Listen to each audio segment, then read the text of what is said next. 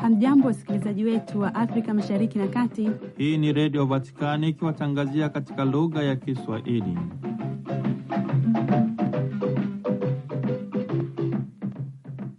Ni kwa mara nyingine tena, ndugu msikilizaji wetu wa Radio Vatikani, ninaukaribisha kusikiliza yanayojiri ndani ya viunga hivi. Kwanza ni muhtasari wake. Baraza la Kipapa la kuhamasisha maendeleo fungamani ya binadamu limetangaza kauli mbiu ya ujumbe wa Papa Leo wa 14 kwa ajili ya siku ya 60 ya amani duniani ambayo itaadhimishwa Januari mosi 2027, inayosema kuondoa silaha za kiteknolojia, kutumikia amani, siasa kama uwajibikaji wa kuzuia. Ni marejeo ya mada za waraka wa Magnificat Humanitas. Na mkuu wa kanisa la Argentina anakaribisha kwa furaha ziara ya Papa Leo wa 14 mwezi Novemba, ambapo anasema watu wao ni wanyenyekevu na wanampenda Baba Mtakatifu. Alisema hayo akizungumza na vyombo vya habari vya Vatikani kwamba imekuwa hivi kila wakati na kwa kila mtu. Ujumbe wake ni wa kichungaji kama Papa Francisco. Pia Papa Leo wa 14 amejitolea sana kuhakikisha kwamba imani inadhihirishwa katika matendo na katika maendeleo ya watu na katika kukemea kinabii mapungufu na dhuluma. Maaskofu wa Colombia wanaelezea ukaribu wao na waathiriwa wa tetemeko la ardhi. Wanatoa wito wa kukabiliana na dharura kwa mshikamano, uwajibikaji na udugu. Habari hizi na nyingine utapata kuzisikiliza tulizokuandalia. Ni Angela Wezaula ana kukaribisha. Elimu tunapata kwa gharama kubwa, tena elimu ya juu, na tunadhani kwamba ni akili zetu za kibinadamu. Tunagundua vitu vipya bora na vya kisasa ya kuvutia, eti teknolojia yetu imekuwa wapendwa. Ni neema, ni neema, ni neema, ni neema zake Mwenyezi.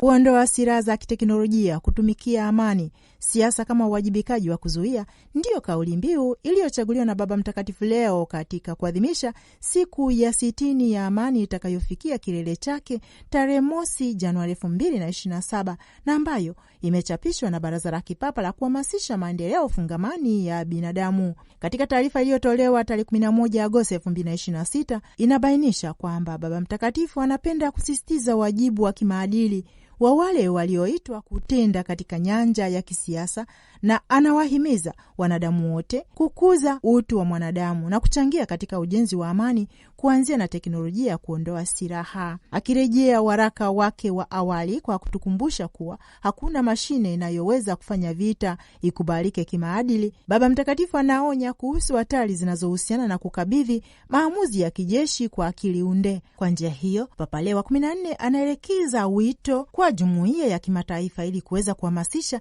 makubaliano shirikishi yenye uwezo wa kuwa makini kwa uwajibikaji wa kibinadamu katika mantiki ambayo inahusiana na maisha ya watu na kuishi pamoja kati ya watu. Papa Leo wa 14 anatoa wito wa dhati kwa jumuiya ya kimataifa kuhamasisha makubaliano ya pamoja yenye uwezo wa kulinda uwajibikaji wa binadamu na kanuni za binadamu katika muktadha ambapo maisha ya watu na kuishi pamoja kati ya watu huathiriwa.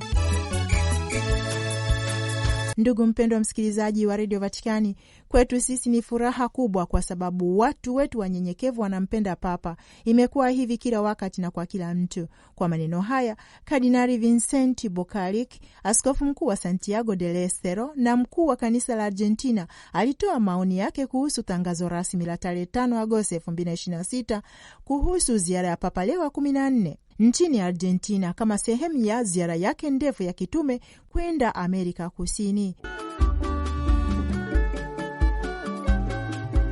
Ndugu mpendwa msikilizaji wa Radio Vatikani, katika kukabiliana na tetemeko kubwa la ardhi lililokumba maeneo mbalimbali ya Colombia Jumatatu tarehe 10 Agosti 2026, maaskofu wa nchi ya Colombia walitoa sala kwa ajili ya waathiriwa waliojeruhiwa na familia zilizoathiriwa na kuelezea mshikamano wao na jamii zilizoathiriwa na dharura hiyo. Katika taarifa iliyotolewa kutoka Bogota, maaskofu walitaka Colombia kujitambua tena kama familia moja na kujibu mateso kwa ukarimu na uwajibikaji na mshikamano.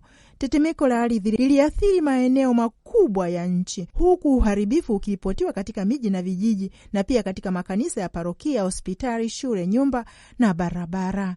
Tukio hilo la mtetemeko wa ardhi limesababisha vifo vya zaidi ya watu 130, majeruhi 570 na watu wengi waliopotea na ambao wanaendelea kutafutwa.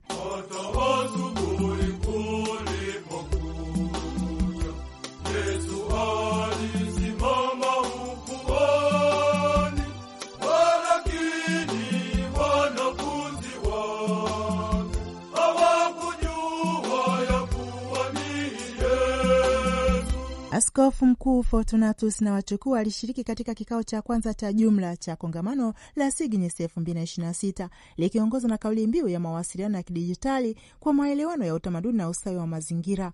Wakati wa hotuba yake alisema kwamba ubinadamu unakabiliwa na chaguo: kubaki katika ulimwengu uliojaa mkanganyiko, kujitosheleza na kelele, au kujenga upya pamoja kuta za jiji ambapo Mungu na ubinadamu wanaweza kukaa katika ushirika. Kama jibu la changamoto hii, alirudia mwaliko wa Papa Leo wa 14 wa kujenga ustaarabu wa upendo, kazi ambayo alisema inaweza kukamilika kama matofali kwa matofali na wanafunzi wanaobeba kamera, maikrofoni na kompyuta za mikononi, wanaume na wanawake, waamini kwamba ufuasi wa utume lazima utangulie kabla ya ushawishi. Akijenga juu ya tafakari hiyo kuhusu utambulisho na dhamira ya mazungumzo ya Mkristo, askofu mkuu huyo alizungumza na Vatican News akitoa ufahamu zaidi kuhusu wito na jukumu la wale wanaohusika katika mawasiliano. Ndugu mpendwa msikilizaji wa redio Vatikani, alipoulizwa kuhusu sifa zinazopaswa kuwatambulisha wawasilianaji wanaotumikia utume wa uinjilishaji, askofu mkuu Nawachukwu alisisitiza kwamba wameitwa kufanya aina ya mawasiliano ambayo inakuwa njia ya wokovu, inayoweza kuwasilisha upendo wa Mungu na vilevile kutangaza uwepo wa Yesu Kristo. Akikumbuka amri ya Yesu ya kuwafanya mataifa yote kuwa wanafunzi wake, alieleza kwamba wakati huo huo mataifa yalielewa hasa kama maeneo ya kimwili. Hata hivyo, leo hii nafasi mpya zimeibuka ambapo watu hukutana, huingiliana na kujenga jumuiya, ikiwa ni pamoja na Instagram, TikTok, YouTube na majukwaa mengine ya kidijitali. Kwa sababu hiyo, alisema habari njema ya Bwana haijaitwa kubaki katika nafasi za kimwili tu, bali pia lazima ifikie ulimwengu wa kidijitali. Katibu mkuu wa Baraza la Kipapa la Uinjilishaji pia alisisitiza umuhimu wa kukumbatia wito huu kwa ufahamu kamili, ili kila kipande cha maudhui kinachochapishwa kama vile makala, picha au utayarishaji wa sauti na taswira visiwe vyombo vya taarifa tu. Badala yake vinapaswa kukuza ushirika na matumaini, kujenga madaraja, kuhimiza kukutana na kufungua njia mpya ambazo ujumbe wa Injili unaweza kufikia mioyo ya watu. Ndugu mpendwa msikilizaji, alipoulizwa ni ujumbe gani angetoa kwa wawasilianaji wa siku zijazo, askofu mkuu Nwachukwu alirudi kwenye baadhi ya tafakari alizoshirikisha wakati wa jopo la SIGNES 2026. Wito wake wa kwanza, wawasilianaji vijana, ambapo alisema jenga akili yako kabla ya kujenga jukwaa lako. Alielezea kwamba maandalizi ya ndani, malezi ya mwanadamu na ukomavu wa kiroho lazima viwe kabla ya kutafuta ushawishi katika nyanja ya kidijitali. Pia aliwahimiza wawasilianaji kuhakikisha kwamba kila safari ya kidijitali inakuwa njia ya kukutana badala ya ile ya kukabila, utengano au mgawanyiko. Katika muktadha huo, alisisitiza umuhimu wa kuunganisha utunzaji wa nyumba yetu ya pamoja katika masimulizi yao, akikumbuka kwamba utunzaji wa kazi ya uumbaji ni sehemu muhimu wa historia unaosimuliwa. Kwa kuhitimisha, askofu mkuu Nawachukwu aliwakumbusha wawasilianaji wote kwamba dhamira yao imejikita katika utambulisho mkubwa, yaani wakuwa wanafunzi mbele ya wahusika wakuu, wajenzi wa madaraja badala ya wawakala wa mgawanyiko, na mashuhuda wa tumaini la Injili katika ulimwengu ambao pia unahitaji kukutana na Mungu katika nafasi mpya za kidijitali leo hii. Kongamano la kwanza la wanasheria watawa Katoliki liliwaleta pamoja watawa, wanasheria wa kanisa na wa kiraia, wakuu wa mashirika, wataalamu wa ulinzi, watafiti na washiriki wengine waliojitolea katika dhamira ya kanisa jijini Nairobi, Kenya, ambapo kwa siku mbili kuanzia tarehe 30 na 31 Julai lilitoa fursa kwa washiriki kutafakari jukumu la kinabii la wataalamu wa sheria katika kukuza ulinzi, haki na uwajibikaji ndani ya maisha ya kitawa. Akitoa hotuba kuu, Sister Jane Wakahyu, makamu rais mshiriki wa operesheni za mpango mkuu wa watawa Katoliki wa mfumo wa Conrad Hilton, aliwakaribisha washiriki na kuelezea shukran kwa juhudi zilizowekwa katika kuandaa kongamano hilo ambalo ni ishara ya matumaini yenye maana na kujitolea kwa pamoja katika kuimarisha maisha ya kitawa barani Afrika kupitia mazungumzo, ushirikiano na huduma. Akitafakari mada ya mkutano, shuhuda ya kinabii, kulinda kama kielelezo cha Injili, Sister Wakahyu alieleza kwamba ushuhuda wa kinabii una mizizi katika kuishi kwa uaminifu kwa maadili ya Injili. Inamaanisha kuwa na mshikamano na wale wanaoteseka, kusema ukweli kwa upendo na kupinga udhalimu kupitia huruma, upendo na haki ya Mungu. Kwa kutazama maandiko matakatifu, alibainisha kwamba manabii wa kibibilia hawakutabiri wakati ujao tu, bali walitazama wakati uliopo kupitia macho ya Mungu, wakiwapatia sauti wale ambao mateso yao yalipuuzwa, huku wakiwaita watu wa Mungu warudi kwenye ukweli wa agano. Pia aliakisi uongozi wa kinabii wa wanawake katika maandiko, wakiwemo Miriam, Deborah na Anna, ambao maisha yao yalionyesha hatua ya ujasiri katika utumishi wa Mungu. Akinukuu changamoto ya nabii Ezekieli kwa wachungaji walioshindwa kuwatunza wanyonge, wagonjwa na waliopotea, Sister Wakahyu aliwaalika washiriki kufanya uchunguzi wa dhamiri kwa uaminifu kuhusu wajibu wao wa kuwalinda wale waliokabidhiwa uangalizi wao. Sister Wakahyu alisema kwamba ulinzi wa mtu si sharti uwe wajibu wa kisheria tu, bali ni sharti la Injili linalotokana moja kwa moja na amri ya Kristo ya kumpenda jirani. Alizidi na kuelezea kuwa ulinzi kama usemi wa vitendo wa kuwalinda watu kutokana na madhara, unyonyaji na vurugu, huku akithibitisha kwamba kila mwanadamu ameumbwa kwa sura na mfano wa Mungu. Alisisitiza thamani kubwa za familia, jamii na utunzaji wa pande zote unaopatikana ndani ya jamii za Kiafrika, huku akibainisha kwa kila utamaduni, ikiwa ni pamoja na tamaduni za kanisa, unahitaji uongofu endelevu katika nuru ya Injili. Aliwahimiza washiriki kutambua na kubadilisha desturi ambazo zinaweza kuficha unyanyasaji kupitia heshima isiyofaa kwa mamlaka, kutoelewano kuhusu utii, utegemezi wa kiuchumi au hofu ya kuleta aibu kwa familia na jumuiya. Kwa upande wa athari za unyanyasaji, Sister Wakahyu alisisitiza kwamba unyanyasaji haurudishi kamwe heshima na kwamba desturi za kitamaduni zenye madhara lazima zipimwe dhidi ya Injili kila wakati. Akikumbuka historia ya mtoto wa miaka 13 aliyenusurika unyanyasaji wa kijinsia, ambaye jamii yake ilipendekeza kitendo kingine cha unyanyasaji kama njia ya kurejesha usawa kati ya familia, alionyesha jinsi udhalimu unavyozidisha mateso badala ya kuponya. Alitoa changamoto kwa mashirika ya watawa kuchunguza mawazo na desturi zinazodhalilisha heshima ya wanawake, watoto na watu wazima walio katika mazingira magumu. Akirejea ripoti ya Tume la Kipapa la Ulinzi wa Watoto ya 2024, aliakisi changamoto za ulinzi zinazoathiri mazingira mengi ya Kiafrika, ikiwa ni pamoja na miongozo dhaifu ya kitaifa, usindikizaji mdogo wa walionusurika, wataalamu wa kutosha wa ulinzi, rasilimali duni na mapengo katika uwajibikaji. Kulingana na Sister Wakahyu, unyanyasaji unaenea zaidi ya madhara ya kimwili kwa kuharibu uaminifu, mahusiano, mamlaka na uhusiano wa mtu na Mungu na jamii.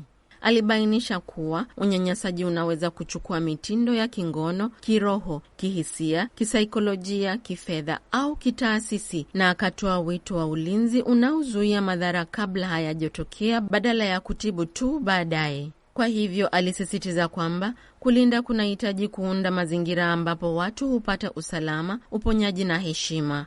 Malezi ya utawa yanapaswa kusaidia watawa kutambua majeraha yao wenyewe, kukomaa kupitia uponyaji na kusindikizana na wengine kwa huruma. Akirejea taswira ya Henry Nouwen ya mponyaji aliyejeruhiwa, alielezea kwamba maumivu ya kibinafsi yaliyobadilishwa yanaweza kuwa chanzo cha uponyaji kwa wengine. Kwa kumalizia, Sista Wakahiyo alidhibiti kwamba mabadiliko ya utamaduni yanahitaji zaidi ya sera au warsha. Mabadiliko ya kudumu hutokea wakati viongozi wanapoiga tabia tofauti. Jamii zinauliza maswali tofauti, ukimya unapeana nafasi kwa ukweli na usindikizaji wa huruma, na waathirika wanagundua kuwa wanatembea peke yao. Hivyo basi, Sista Wakahiyo alisisitiza ishara ya kutia moyo wa matumaini, ikiwa ni pamoja na kuongezeka kwa malezi ya ulinzi, ushirikiano kati ya wanasheria wa kanisa na wa kiraia, utafiti unaotoa taarifa za kinga, mipango ya usaidizi kwa waathirika na kujitolea kukua katika taasisi za kitawa ili kuimarisha utawala na uwajibikaji. Pia alielezea kujitolea kuendelea kwa mfuko wa Conrad Hilton kuisaidia kanisa katika malezi ya ulinzi, utafiti, usaidizi kwa waathirika, mipango ya kurekebisha malalamiko, uimarishaji wa utawala na ushirikiano unaojenga jamii salama zaidi. Akiomba mwongozi wa Roho Mtakatifu na maombezi ya Bikira Maria, aliwahimiza washiriki kukumbatia dhamira yao ya pamoja ya kuwa miali hai ya upendo wa Mungu na manabii wa kweli wa wakati wetu katika kutumikia kanisa na jamii. Kutoka studio za Radio Vatican ni mimi Sister Christine Masivo, CPS.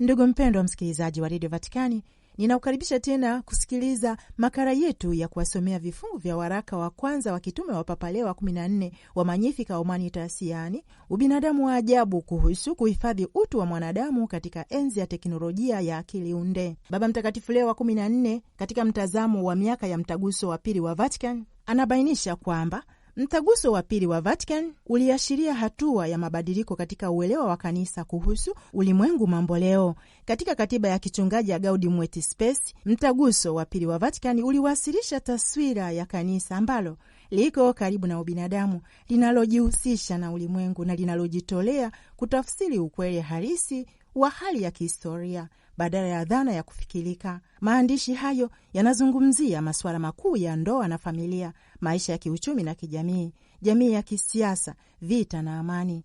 Inasisitiza kwamba miundo ya kiuchumi na kitaasisi ni kwa kiwango tu inahudumia maendeleo kamili ya mtu na kukuza ushiriki wa uwajibikaji kwa wote. Baba Mtakatifu leo anatukumbusha umuhimu wa hati hiyo ya upatanisho kwa mafundisho jamii ya kanisa haupo tu katika kuwa na upeo wazi wa tafakari ya mada, lakini pia katika njia yake ya utambuzi inayotualika kutafsiri mabadiliko ya kihistoria yanayoongozwa na Injili na utaalamu wa kibinadamu. Ndugu mpendwa msikilizaji, mtazamo huu unadhihirisha kwamba mazungumzo na ulimwengu si chaguo la kimkakati kwa kanisa, bali ni usemi halisi wa utume wake, kwa sababu Injili kama chachu ina uwezo wa kubadilisha miundo ya jamii kutoka ndani na kutengeneza njia kuelekea ubinadamu mkubwa zaidi. Ndugu mpendwa msikilizaji, Baba Mtakatifu leo katika waraka wake wa Magnificat Humanitas anaendelea kusema kwamba tamko la Dignitatis Humanae, yaani hadhi ya binadamu, la tarehe 7 Desemba 1965 linaweza kujumuishwa katika muktadha huo huo.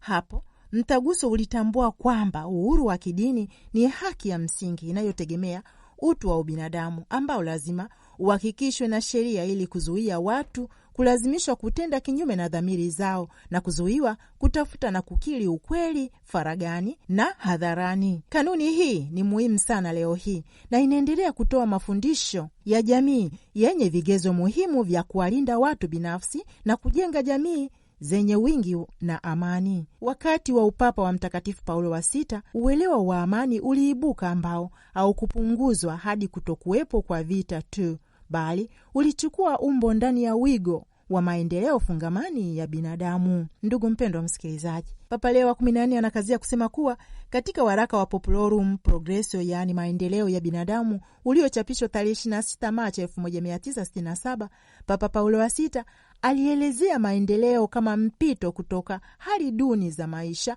hadi hali nzuri zaidi za maisha. Alielewa zaidi kama mchakato unaomuhusu kila mtu na mtu kamili, na hiyo ni kila kipengele cha mtu na watu wote bila ubaguzi.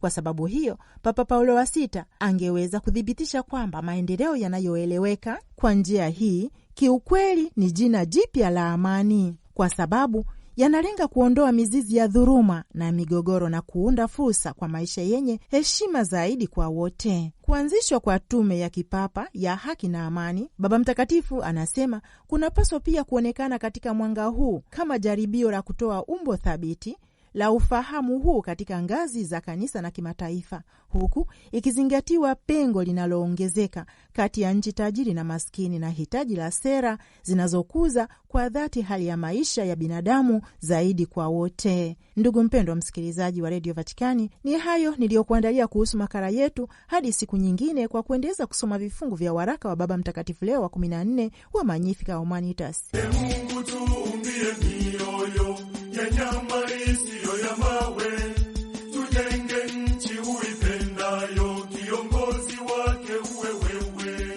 Tufanye sawa na mapenzio, tusijikweze, tusilewe, tukwepe umimi na uchoyo, tuwe wamoja bila vingawe.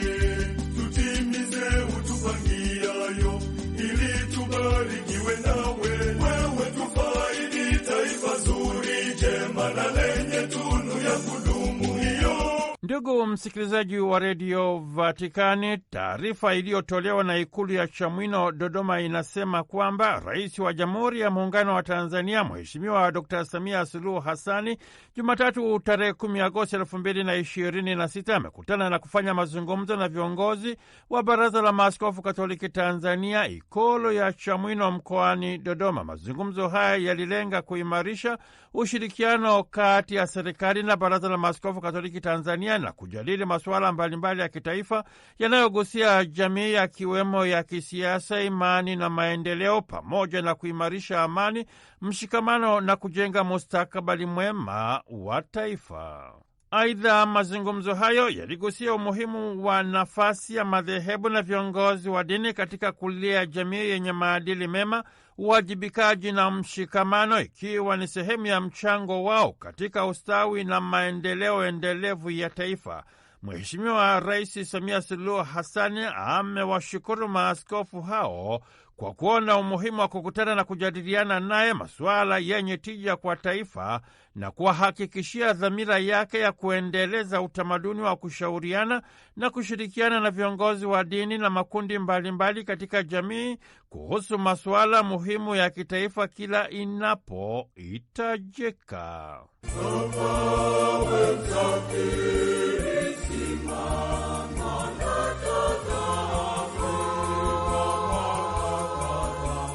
Ndugu msikilizaji wa redio Vatikani, Baba Mtakatifu Leo wa 14 katika salamu zake za rambirambi alizomwandikia askofu mkuu mstaafu Francisco Chimoyo wa jimbo kuu la Maputo na msimamizi wa kitume wa jimbo Katoliki la Shaishai nchini Msumbiji kufuatia kifo cha Kardinali Julio Duarte Langa, askofu mstaafu wa jimbo Katoliki la Shaishai, anasema anapenda kuonyesha ukaribu wake katika maisha ya kiroho kwa Baraza la Maaskofu Katoliki Msumbiji, kwa familia ya marehemu ya Kardinali Duarte Langa, kwa jimbo Katoliki la Shaishai na kwa nchi nzima ya Msumbiji inayoomboleza kwa kumpoteza mchungaji wake mashuhuri aliyekuwa mwaminifu kwa Kristo Yesu, Bwana na mwalimu. Akajifunza kutoka kwake sanaa ya ujenzi wa ujirani mwema katika maisha na utume wake wa kuchunga roho za waamini. Ni kiongozi aliyejisadaka bila ya kujibakiza, huku akijitoa kwa unyenyekevu, moyo wa bidii na ustahimilivu kwa kundi ambalo alikabidhiwa na Mama Kanisa.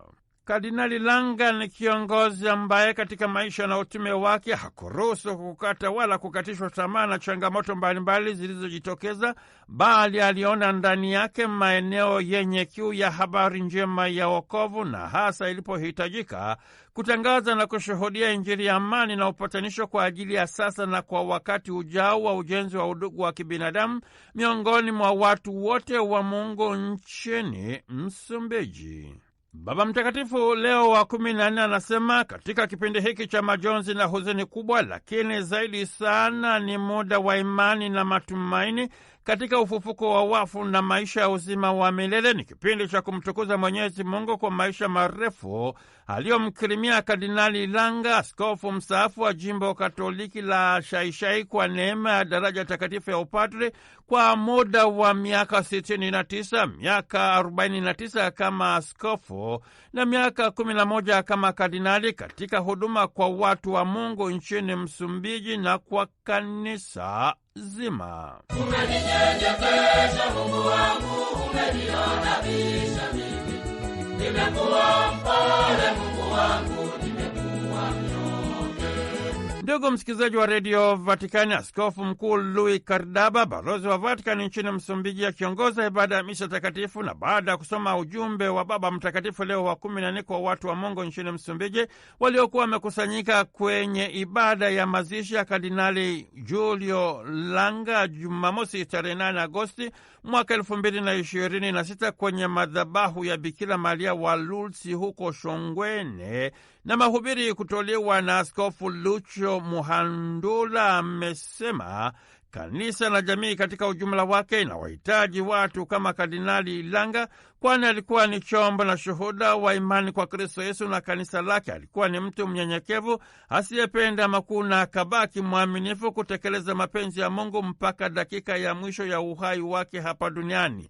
Kwake madaraka kilikuwa ni kielelezo cha huduma kwa watu wa Mungu. Ni mtu aliyeridhika na maisha yake na wala hakuona utajiri ni kitu cha kufungamana nacho sana, na wala hakupenda sifa za walimwengu. Ndugu msikilizaji wa redio Vatikani, ni katika muktadha huu hayati Baba Mtakatifu Francisco tarehe 14 Februari mwaka 2015 akamteua kuwa kardinali kwa sababu aliguswa sana na ushuhuda wa maisha yake, wema na unyenyekevu. Akajisadaka katika majiundo ya watu wa Mungu ili kuwaweka tayari kujisadaka bila ya kujibakiza kwa ajili ya ustawi, maendeleo na mafao ya kanisa na jamii katika ujumla wake. Alijitahidi kumwilisha katika maisha na utume wake tunu msingi za kiinjili, changamoto na mwaliko kwa watu wa Mungu ndani na nje ya Msumbiji kutekeleza dhamana na majukumu yao katika ukweli, utakatifu, uaminifu, ukaribu kwa watu wa Mungu na unyenyekevu. Ni matumaini ya Askofu Mkuu Luis Cardaba, balozi wa Vatikani nchini Msumbiji, kwamba amana, utajiri na urithi mkubwa wa maisha ya kiroho na kiutu aliowacha Kardinali Julio Langa utaendelezwa na watu wa Mungu ndani na nje ya Msumbiji. Kutoka studio za redio Vatikani, kama kawa ni marehemu mtarajiwa mtoto wa mkulima Padri Richard Mjigwa. Nam, mpendwa msikilizaji wa redio Vatikani, ndipo tumefikia mwisho wa habari za leo tulizokuandalia. Kwa niaba ya wote uliowasikiliza, ni Angella Rwezaura akikuaga. Tumsifu Yesu Kristo, Laudetur Yesus Kristus. Nitayainua macho yangu nitazame milima